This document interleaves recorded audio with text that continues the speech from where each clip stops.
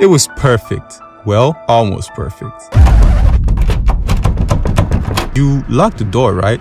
Of course I did. It's probably just one of the kids. When he sees the doors locked, he'll go back to the living room. Are you sure? Positive, baby. There is no way anyone's coming.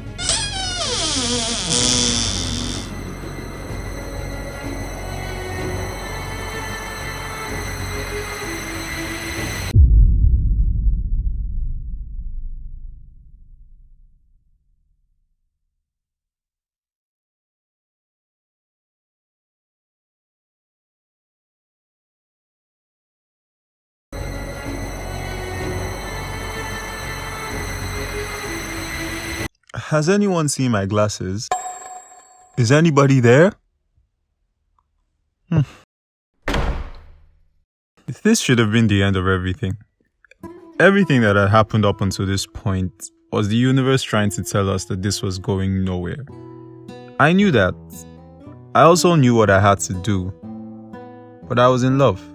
And that was enough for me. This relationship was doomed to fail though, and the series of things that happened over the next few months would make it more and more apparent.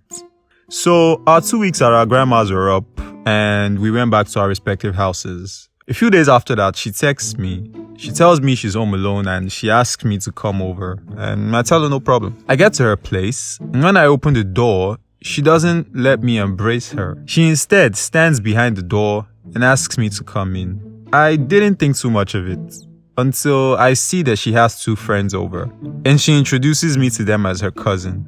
That one got to me, because why didn't she just say I was her boyfriend? Her friend stayed over for a while, and in that time I could not hold her or touch her because, well, that was not something a cousin would do. After they left, she apologized and she explained that one of the friends recognized me from my aunt's wedding, and so she already knew that we were cousins, but she didn't know about our relationship.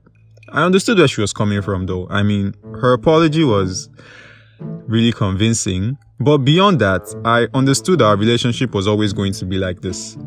We continued to meet up in secret, and we'd only be able to share any intimacy in private. Summer break was over the next week, and I had to go back to my boarding school. I was going to be in school for 3 months. We spoke about it before I left, and we promised to keep in touch. My school held visiting days at the end of every month. It was the only opportunity we'd have to see each other, and she promised to come on every single one. The first few weeks were good. Every afternoon, I'd use my school guardian's phone to call her, and we would talk for a few minutes.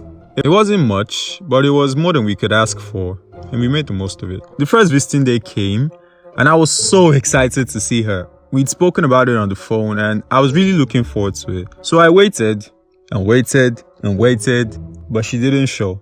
I called the next day, and she apologized for missing it. She said she was really busy and she couldn't make it, but she promised to make it up the next month. And so the next visiting day came.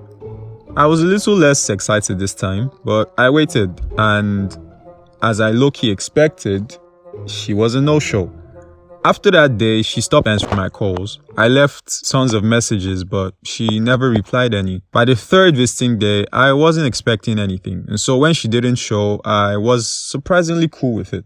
I understood that coming might have been difficult for her, and I made up my mind to see her when I got home. By the next week, I was home for my midterm break, but nothing changed. She still wasn't answering my calls or replying my texts. I tried visiting a few times, but she was never home when I pulled up. She effectively ghosted me. I kept asking myself what I did wrong. If it was something I did, something I said, something I didn't do or didn't say. It was honestly one of the most hurtful things I ever had to endure. On the last day of my midterm break, I get a call from an unknown number.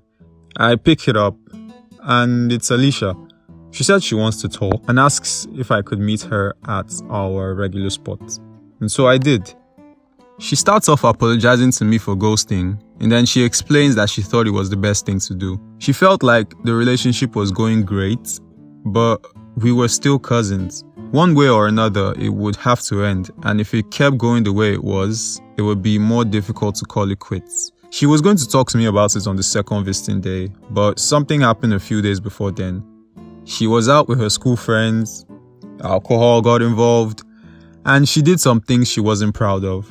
She became too scared to see me after then because she couldn't possibly face me and tell me all that had happened. I just wish she did though, because it would have been so much better than ghosting me. I also understood that our relationship wasn't meant to be. It was something we could have spoken about and come to our heads about together. And then she said that she loved me. You'd think that hearing all this would make me upset. I think so too. But surprisingly, I was perfectly fine. I realized that for some reason, I didn't love her anymore. I didn't want her anymore. How she made me feel, what she made me think of myself, it wasn't something that anybody deserved. She's my cousin, and I always have special memories of her. But at the end of the day, it just wasn't meant to be. And that's fine. I've come to learn that life happens, and things don't always go the way we want. But that's okay. We need to go through the worst to get to the best. Do I regret dating my cousin? Not really. Although she wasn't meant for me, we had something beautiful, and it was fun while it lasted. But the things I learned about her, about myself, about life, it will set me on the path to meet the person who was meant for me. But that's a story for another day.